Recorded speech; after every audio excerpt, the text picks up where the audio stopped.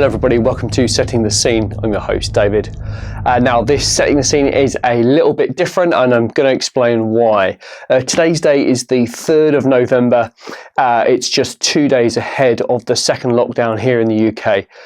So as I mentioned, the second lockdown will happen on the 5th of November, which means I have 2 nights, Tuesday night and Wednesday night, the 3rd and the 4th, to film some content for you to try and see us through November. And then hopefully if we come out of lockdown in December, although it does look like it's quite unlikely that we will, content will resume hopefully. Now I did have an action-packed month of games. Dark Angels were going to return, and lots of other armies, and I'm going to film another game of Adeptus Titanicus, but unfortunately that has to be cancelled now. So Boris has kindly stepped in, and we are going to film 2 games for you over the next 2 nights, which will hopefully give you 2 weeks worth of content. Now, because of the the nature of what we're doing, it will be smaller games. We're going to do 2 1,000 point games on a 4x4, and that's purely because Boris and I have both been at work today. I got home at 12. Boris won't get home until about 5-6 o'clock. He won't be at the channel till about 7. And in the meantime, I've had to do all sorts of normal household chores, post some mail, I don't want to bore you with it all, but I've been super busy. I've managed to build a new base for the board, which I'll show you in this board build. So I've been frantically running out. It's about 5 to 6. Boris is due over very soon, so I'm trying to get this video filmed before we get into the game. So that's the reason why the games are 1,000 points. I will reiterate this point when we come to film this game this evening. But you know, one thing we've learned from the game between Oliver and I in Militia versus Mechanicum is that those smaller point games can be really fun. And hopefully the board that I'll build today will tell a really, really great story about the struggle between Mechanicum and Imperial Fists.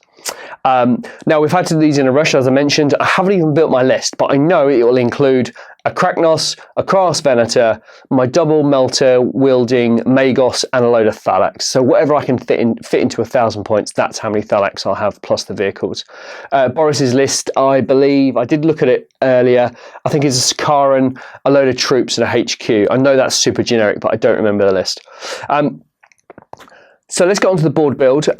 It should be really quick, or quick for you guys at least. It's probably going to take about an hour and a half to build this board, so I'm really up against it, so I've got to hurry as much as I can.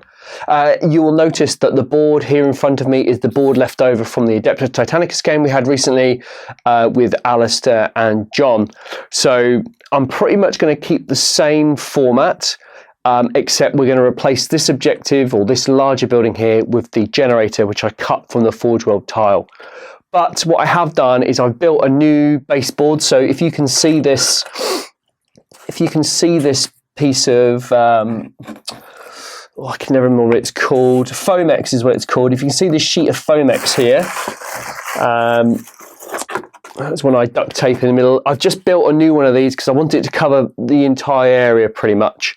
And I've scored the lines on the new Foamex board and I've painted it black. So I've got to go back out in between film this video and just spray some grey Halford's primer over it, just to give that sort of mottled grey colour to it. Also as well, I built a new one because this has had a cut in it. It doesn't look quite right, and I wanted it to cover a much larger area. So that's why I've made a new one. I'll still use that one for the future. So all I'm going to do is I'm going to move all of these rocks to the side, sweep the sand to the side, take off all the Adeptus Titanicus terrain, get rid of these slate kitchen tiles, and then when the other Foamex board is ready, I'll slip that in place and then just build the scene around it. So hopefully that'll be seconds for you, but it'll be about an hour, 45 minutes to an hour for me, and several cups of coffee. So I'll stop the video there and I'll come back to you when the next board's ready.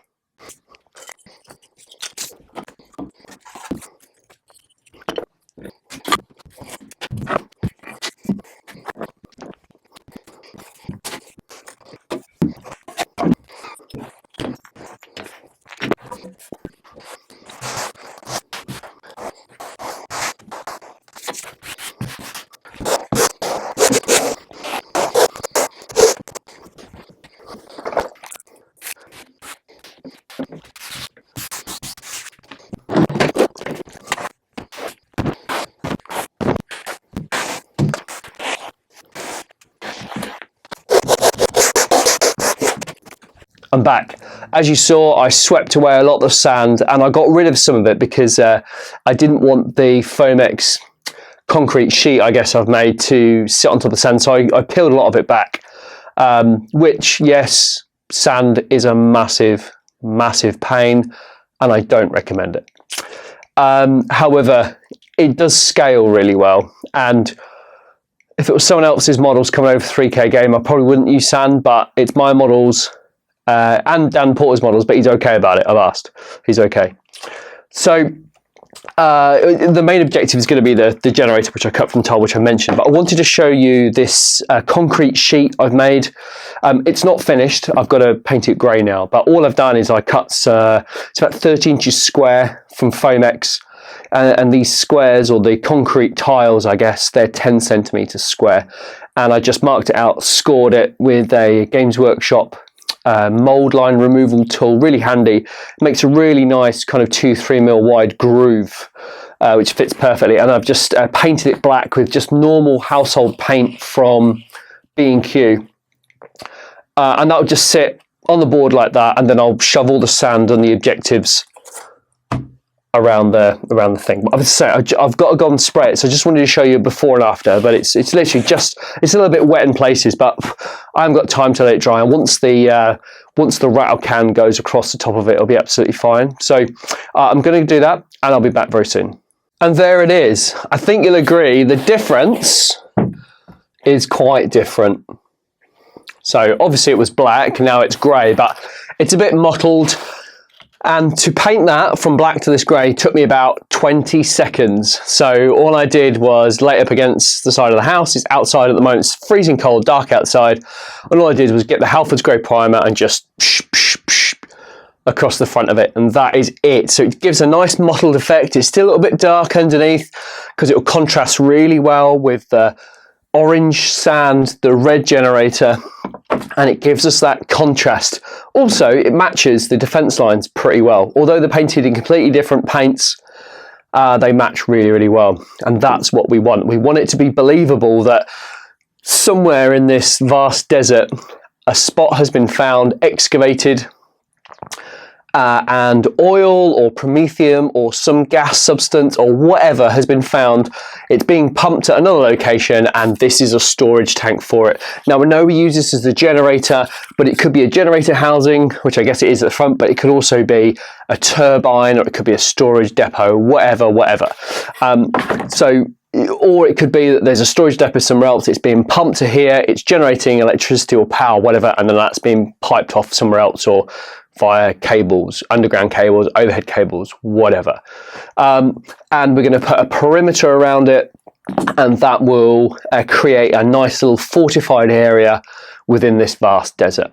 Now, for those of you that are playing Aeronautica Imperialis at home, I can just imagine that you're up in your Xiphon, or you're in a Thunderbolt, a Marauder, whatever, a lightning pattern interceptor, I think that's the name, I can't remember off the top of my head.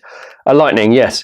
You know, and this is a ground target for you. So, you know, the beauty about Games Workshop Forge World products is if you set the scene, you see what I did there, then the opportunity to go from big stuff down to little stuff and have different scenarios in between is massive. So, the reason why I'm saying that is because that should have happened this year, but the project has been massively stalled due to lockdown and firming constraints and all sorts of bits and bobs. But, you know, there is definitely an opportunity in the future to kind of do like a 30k Aeronautica Imperialis scale bombing run, which we could film. I don't want to give it away too much. And then you could have a larger version, which is like the ground forces.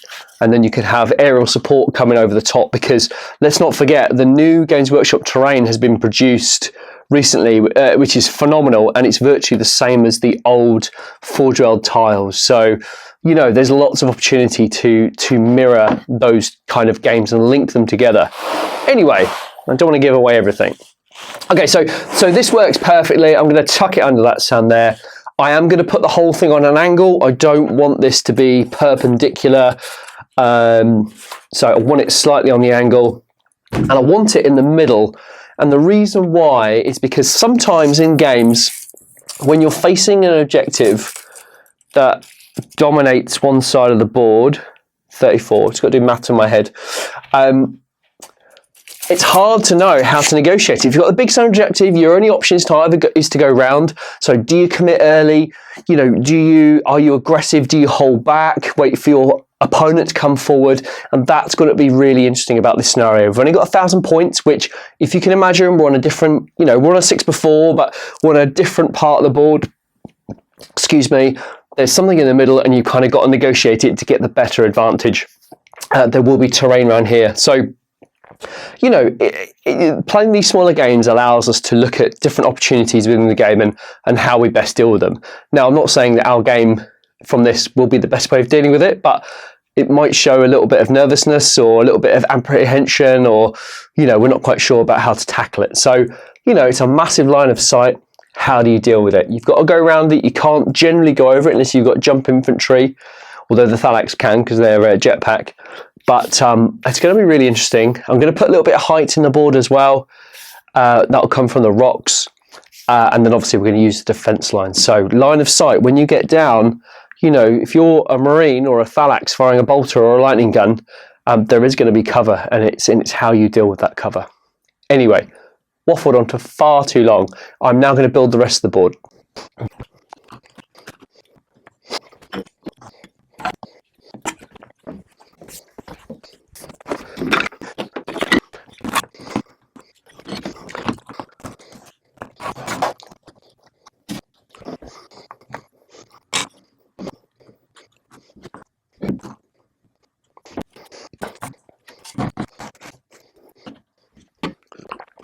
That is the layout I've gone for.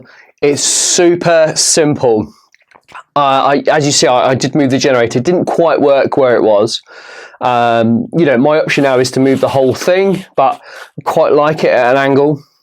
That works really well for me. So now all I'm going to do is add some of the rocks, and then I'll scoop the sand back over.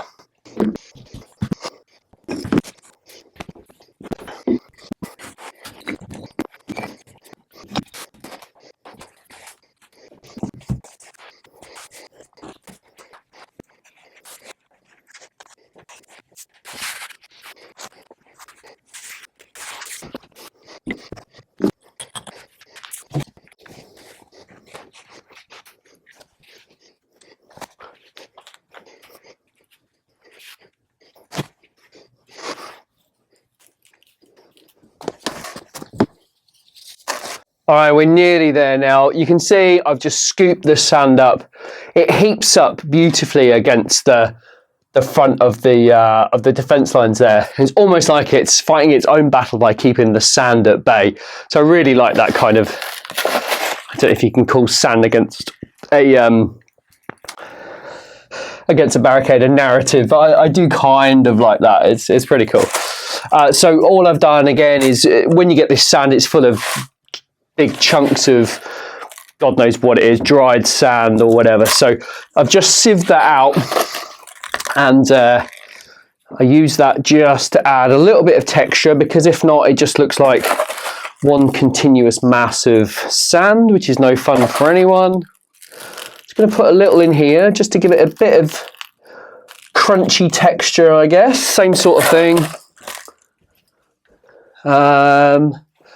I think we're there. I purposely kept the terrain to an absolute minimum because I think the line of sight is plenty with the generator in there, and we're only paying 1,000 points, remember. So, you know, we don't want to make it too hard to get those bolters into range or the lightning guns, because we've only got a couple of vehicles that have got long range. The rest you've got to work really hard to get your units into position. So I think other than that, I'm really happy with it. I might put some barrels and maybe some ammunition. You know, I've fought really hard internally to not put a crane or any crates, although I think one crate will do the job. Yeah, it's got to be one crate at least. I've limited myself to no cranes, so I've got to have one crate as a bit of a trade-off. And I think, actually, stop. There's one thing that's really bugging me, right? So we've got the entrance here, which is fine, but you know, you can come in and you hit the side of the tank or the generator or whatever. So that needs to be fixed. So what I'm going to do is I'm going to replace it. So I think when you pull into a yard, you need opportunity to turn around or to unload whatever you're unloading or pick up whatever you're collecting. So I think in this instance we need to change this. That's better. At least when you're coming from this way, you've got a little yard there, as I said. And, you know, and trying to reiterate the reason why I build the boards the way I do is because, okay, you could argue I would have put more thought into it and I wouldn't have had to have changed it around. But there might be some circumstances, some games where you just don't want to play on the same compound time and time again, and you generally want something different. And if you build it all like this, it allows you to do that. It gives you true unlimited build possibilities. And look how easy that was to fix that. You'd never know. And the same again here. I just want to add a little bit more there. Just fan that out a little bit. Yeah. Now the crate can go in. And we're going to put it just there. I'm going to sprinkle a little bit of the old sand on him. I'm going to build up a tiny little drift on this side, just to show that it's captured a little bit of that. I'll get a photo of that and overlay it so you can see what I'm doing here, but I think you'll agree it makes it look part of the board. Yeah, happy with that. I need a little bit more because I robbed Peter to pay Paul there, so it's got to top that back up, touch more, a little bit more of the old, don't know what to call that, debris. I'm going to call it scum, a bit more of the scum. There's a little hole there in the defence line. We'll cover that up beautifully. You'll never know that was there now. A bit more scum on there. And that, for me, is the board finished. Done. All that remains now, I've obviously got to pick up all the bits of terrain I didn't use, and I have to hoover the sides, and I've got to hoover the floor because the sand is an absolute nightmare, and I do not recommend it because it is a pain. That is the end of it. I'm going to take a load of photos now, and they will feature at the end of this game. So, at the end of this setting the scene. So please stay tuned for them. I really hope you've enjoyed this board build. I would love to know what you think, and I really hope you enjoy the game between Boris and I. Thanks very much for watching.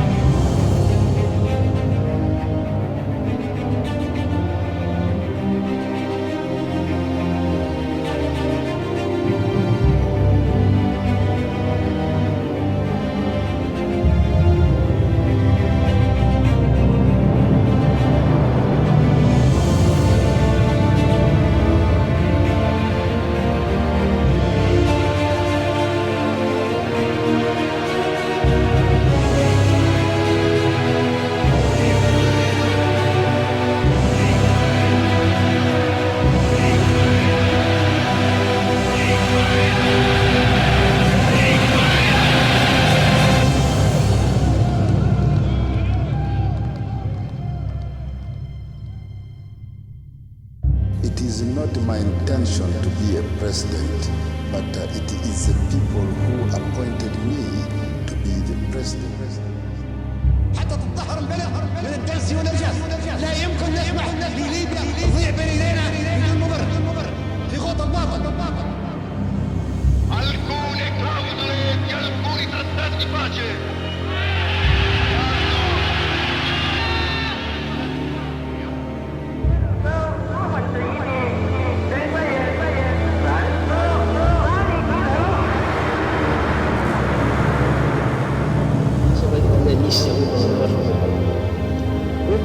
فلسطين